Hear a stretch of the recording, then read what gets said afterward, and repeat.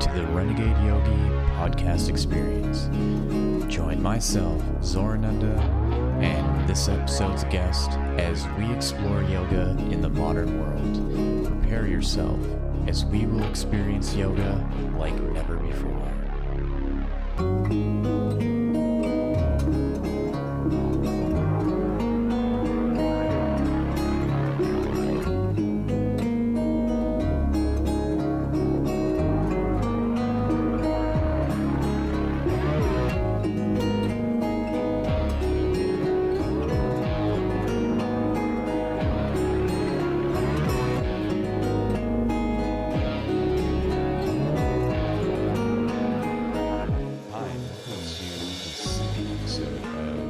Renegade Yogi Podcast Experience. So today I'm solo. As you'll see, every other episode, I'm going to do just a solo chat, specifically diving into certain yoga philosophies, concepts, ideas, practices. And my intention to do this is to bring some clarity, or at least try to bring some clarity on what are some convoluted subjects and what I think is a reason why people kind of stray away from yoga. They don't really want to go that deep into it. It's, there seems to be this threshold or this barrier of, okay, I'm going to go to a couple classes at a studio. I'm going to learn these stretches, and that feels good until the teacher starts talking about chakras or prana or lines from the Bhagavad Gita, or introduce some kind of mantra.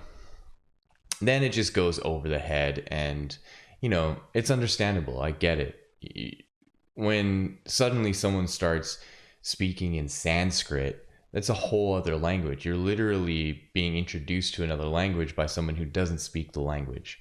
And that just sets up red flags, right? Because it makes sense that if we're going to learn something from another culture in an authentic way, we're going to want to learn from people in that culture. And which seems counterintuitive to why I'm even here. Why am I talking about yoga? And I'm clearly a Westerner.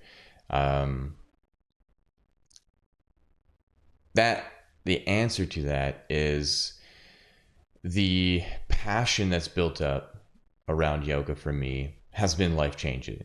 It's brought me around the world. I've used it to change myself in a lot of ways. And so it's been healing, it's been revealing, and the approach that I want to take is to give an understanding of the benefit of it while appreciating the culture that it comes from.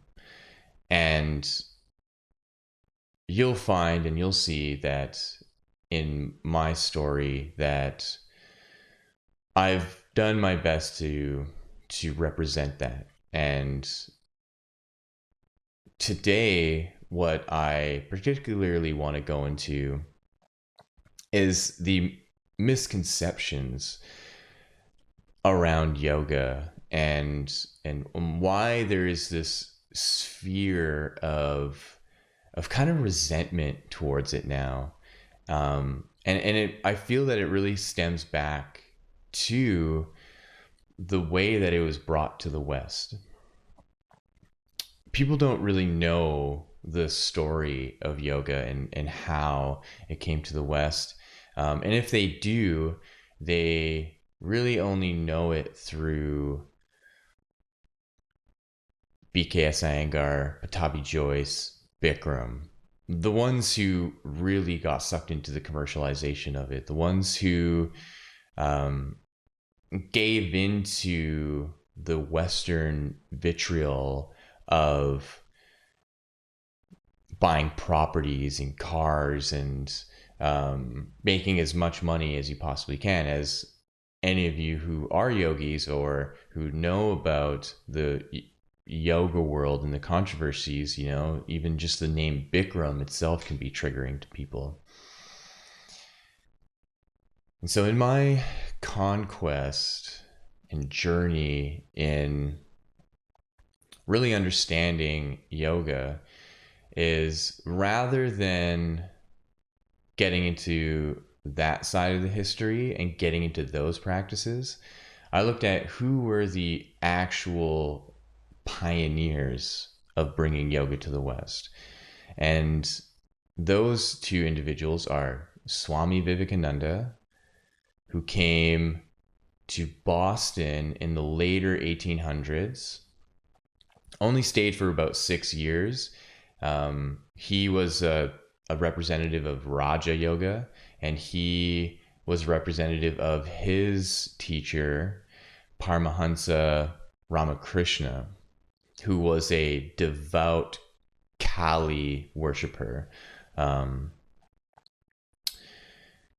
So those terms aren't really important right now, but the importance is that he was actually the first Indian mystic who was a yogi who came to America first, so came to the United States and disseminated yoga, mainly in the guise of philosophy and psychology and a yoga of understanding consciousness than anything physical.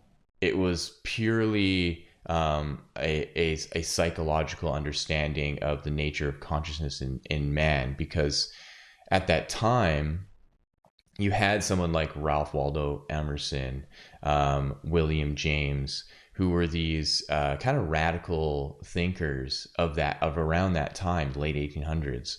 And so the second individual who came to America was Paramahansa Yogananda. And his guru was Swami Shri Yukteswar. Shri Yukteswar's guru is Lahiri Mahasaya. And the whole arc of their lineage was through Babaji and Kriya Yoga. So this was actually the first introduction to some kind of physical practice through Kriya Yoga.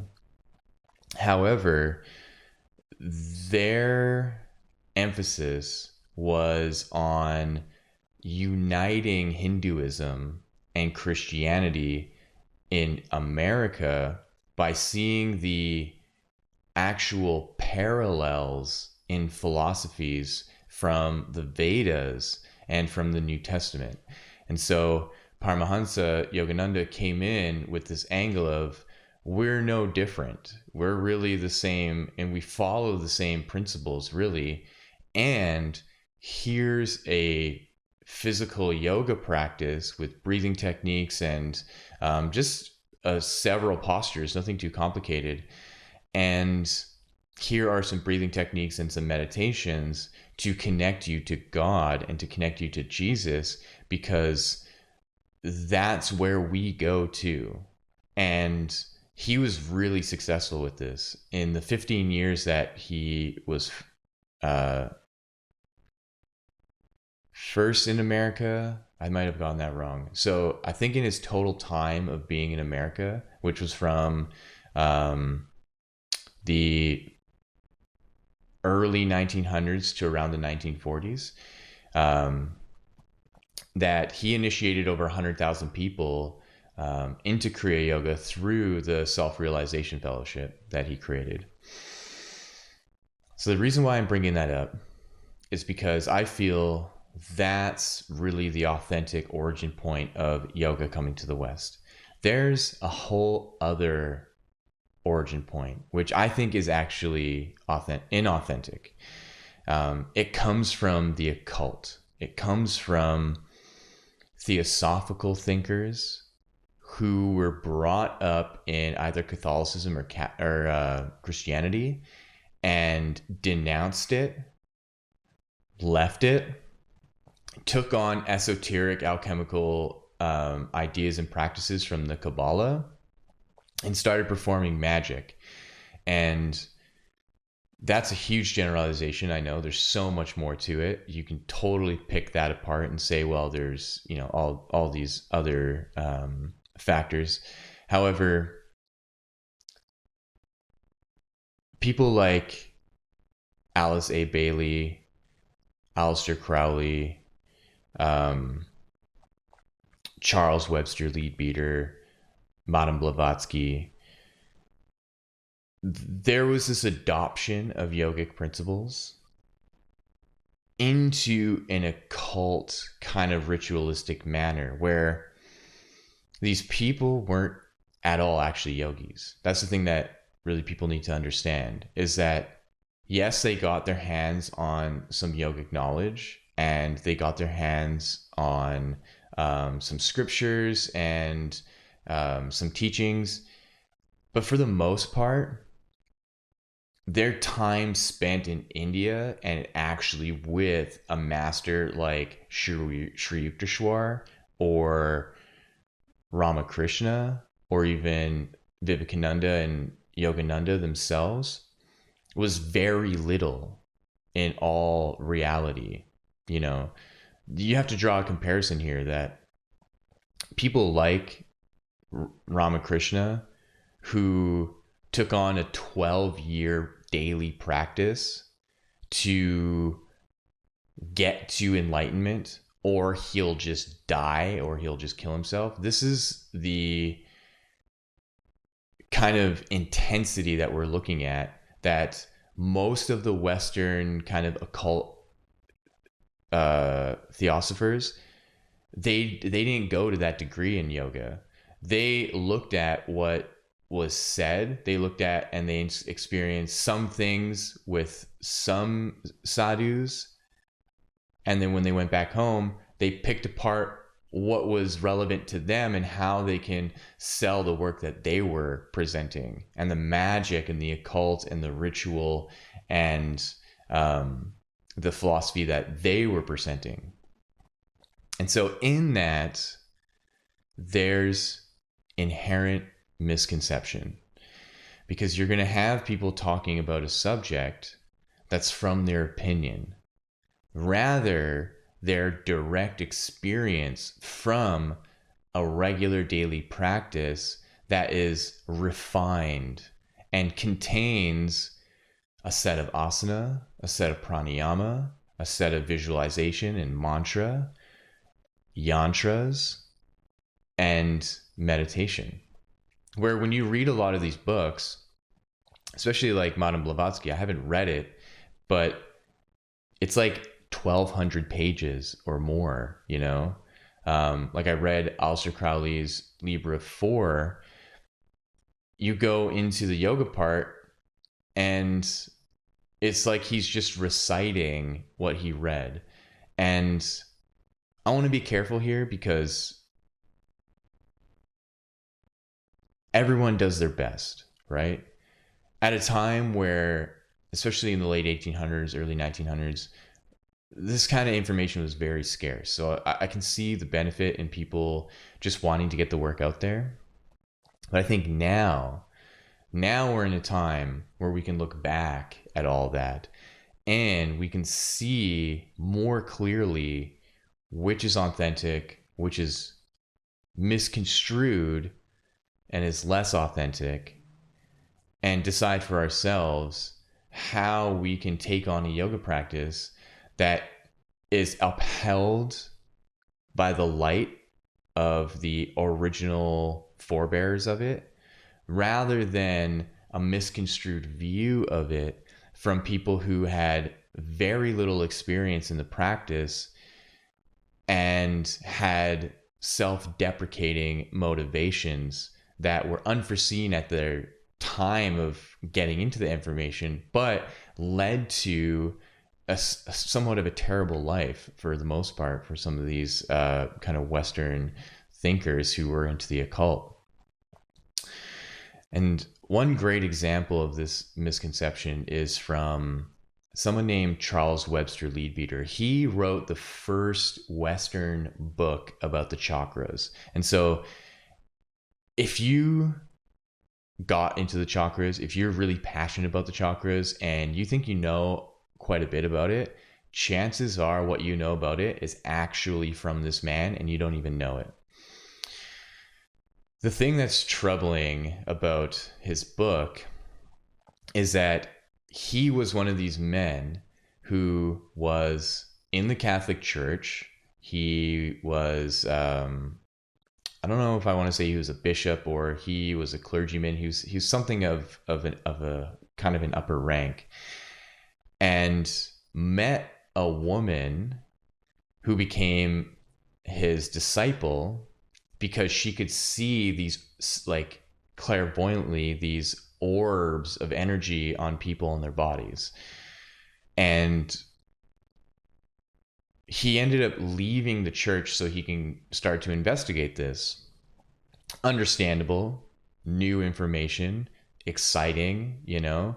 You see someone who has this ability and they're explaining these things, great. He decides to travel to India to try to meet with a sadhu or a guru or someone. Failed in all of his attempts. Wasn't able to meet any yogi. In my thought, I think it's because they just didn't want to appear to him. Because that was at a time where the knowledge of yoga was still highly safeguarded by these like upper sadhus and Brahmins. Nonetheless, he does find some old tantric texts, some old yogic texts, and takes the knowledge and brings it back to England, where he's from. And he found some information on these things called chakras, the wheels of energy.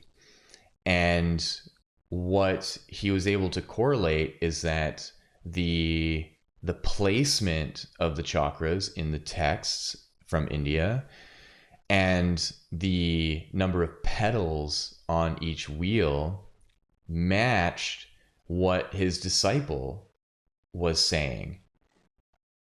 And so this inspired him to write this book, which I read. And what red flag came up immediately for me is that when he is talking about each chakra, he gets to Svadhisthana, the second chakra, the chakra of creativity, sexual energy, pleasure. The element is water. It's all about fluidity. He omits any information on it and has a star, an asterisk.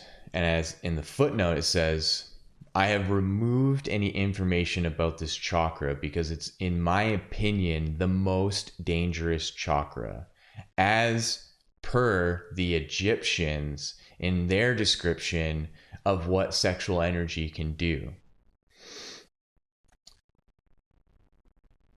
So this was written in, I think, 1926. Okay, this is the start of the Western world's understanding the chakras. And he omits the most important one, seemingly, because of everything that has to do with procreation, creating life, sexual creativity, pleasure, passion, fluidity. The information on the chakra isn't just solely about sexuality and sexual pleasure. It's an indicator for the nature of water in our body. And it's understandable that at that time, he's dealing with a culture that's largely sexually oppressed. And he just came out of the Catholic Church, where there's intense celibacy, right? So it's understandable that he doesn't want to piss off a bunch of people. He wants to sell a book. And so he went on to glamorize the other ones. And the thing I thought that was good about the book is that he did use the original color scheme, because that's another misconception that I'm leading into. And before I do that, so think about that now. From 1926 to now, right? We've had almost 100 years of people learning about the chakras, starting from him, evolving all the way. Imagine all the people that have written chakra books now who have used, maybe even directly knowing in their books using Charles Webster Leadbeater, or not at all, this understanding that in his book he replaced the Svadhisthana chakra with the spleen chakra. He made up the spleen chakra. So when anyone talks about the spleen chakra, there's no spleen chakra traditionally. He made that up because he thought that it would be more accurate that the chakra would be in that location rather than where it is traditionally. And so that is a fabrication right there. And once I learned this, I started to think, what else is a fucking fabrication in all of these other books? Okay. The rainbow color chakras. I know this is a hard one because people, they love associating the rainbow with the chakras. They love it. And they say to themselves, and they say outwardly, well, when I go in and I visualize the chakras, I see the rainbow color. And I typically say, yeah, because you're naturally imaginative. And so you can visualize the chakras any color you want. It actually really doesn't matter. However, we've got to look at why the rainbow was adopted. And for the life of me, I've been trying to find this fellow's name, and I haven't been able to recall it. I haven't been able to find it. However, the adoption of the rainbow color was again from a Western philosophical thinker, and this time an actual doctor. And it was a French fellow who also learned about the chakras, also went to India and came back. However, he felt it was so important for people to know this. He was like, why don't we have this understanding in our Western world? This is amazing that there's these centers of energy. And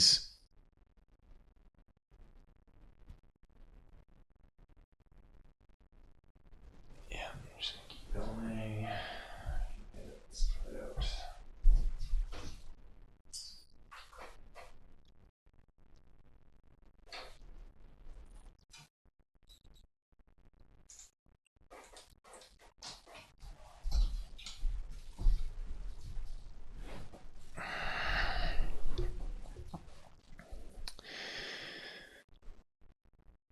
And so he took it upon himself to relate the chakras to something already existing in the scientific world. And what was obvious to him is that when he saw a rainbow and he saw the 7 colors, he thought to himself, oh my God, that's it. I can relate the rainbow to the chakras, because then the rainbow is something that everyone is already familiar with. And so not only that, I'm going to call the chakras a plexus, because there's already a solar plexus, when actually the solar plexus has nothing to do with the chakra. And so he started calling each one a plexus, a throat plexus, a heart plexus. And I can't remember what he did for the first 2. But then fast forward to now, people call the second chakra the spleen chakra. People call the third chakra the solar plexus, the solar chakra. Those are the misconceptions, right? And let's let's go back to Charles Webster Leadbeater and his disciple. So his disciple can see these chakras, and she says, this is what they look like. And he actually, in his book, he has drawings of them from his disciple and the color schemes. And I was looking at this and I was thinking about it. The issue is that this is the early or the late 1800s, the early 1900s. We know that there's a huge thing on sexual suppression at that time, right? People are generally not that healthy. Their lifespan is much lower. A lot of the time, people are alcoholics and they're smoking much more than I think even given now, even though there's a higher population. I think the normalization of you can just walk into anywhere with a cigarette and smoke in wherever, right? Just generally the hygiene wasn't that great at that time. So you got to think, she's looking at people who are not yogis at all, have very little actual sense of health and care. Think about England and the diet at that time: meat and mashed potatoes and bread and cheese and butter, right? They don't have something like Ayurveda and this whole spectrum and sphere of herbalism, right? So she's looking at someone who is largely, most likely, not that healthy, not that balanced at all, right? They're not meditating every day. They're not doing an intense yoga practice. They're not looking at their specific diet and eating as clean as possible, right? They don't have practice of understanding sattvic qualities of food and air and water and health. So I thought, well, what if she did go to India and see an actual yogi? If she was clairvoyant and she saw a yogi who practices 12 hours a day every day since he was 8, I'm sure his chakras would look very different than what she saw of some random person in London, right? There's another misconception.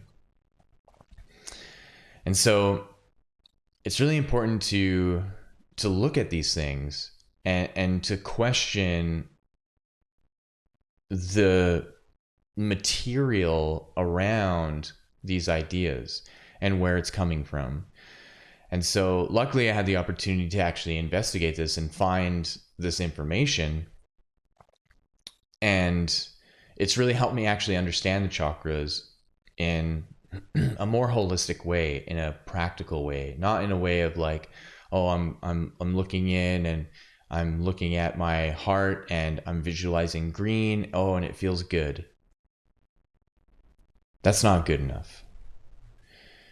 There are psychological components to the philosophies and the psychology of the chakras that comes from the traditional teachings, and which has been expanded upon from newer yogis in our generation. And that's an important thing too, is that there are Himalayan yogis who have done a great deal of work to actually represent the chakras in a more cohesive, coherent, more aligned way.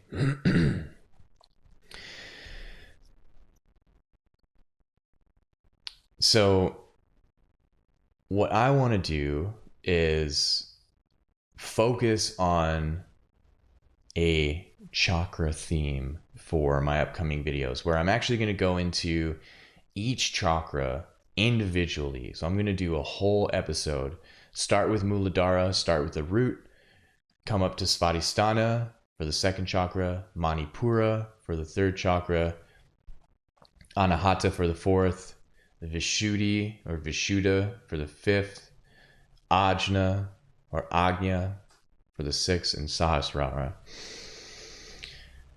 And to clear away some ideas, right? Especially the ideas of aligning your chakras, clearing your chakras, balancing your chakras. These fluffy words that sound so great, that really are only coming from this Western chakra understanding.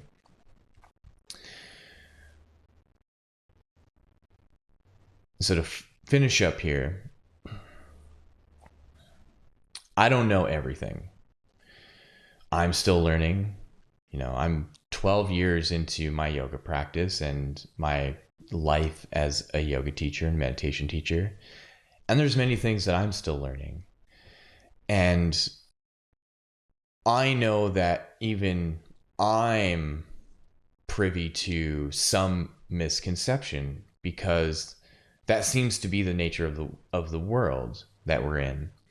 That we just can't help be ignorant to something, right? There's probably something that I said in this video that was even not so accurate, or information that I left out that leads to something that gets misconstrued. And where I find solace in the lineage that I have studied and the teachers that I have, is I remind myself of something that Sri Yukteswar said in his book, The Holy Science. He was pointing out the misconceptions and the inaccuracies of the counting of the Kali Yuga, where he did his very best to represent the cycle of the yugas, the whole cycle, in with the precession of the earth, that it makes sense that the cycle is actually a period of around 25,000 years rather than the whole hundreds of thousands of years span of the yugas. And what he says is that even though he found this inaccuracy, that there's probably an inaccuracy that he's saying because later on down the road, someone is going to have more information and a better understanding to point out where he was wrong on things. And that's actually really humbling.